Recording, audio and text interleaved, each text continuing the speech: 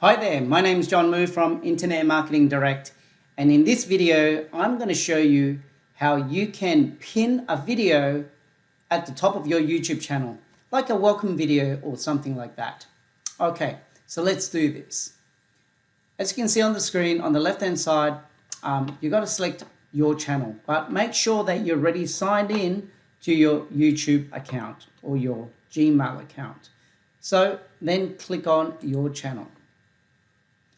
Once you're here, you can simply go to, so you can see I don't have a welcome video here, okay? So then what you need to do is select custom channel. Customize channel. Then what you need to do is go to the home tab and then go to add section. Then select from the drop down menu channel trailer. Okay, so now what you've got to do is select the video that you want to be pinned up the top. So I'm selecting that one there.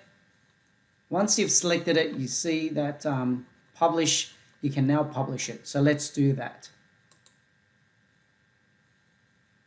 Okay, so now just go to channel and check it out.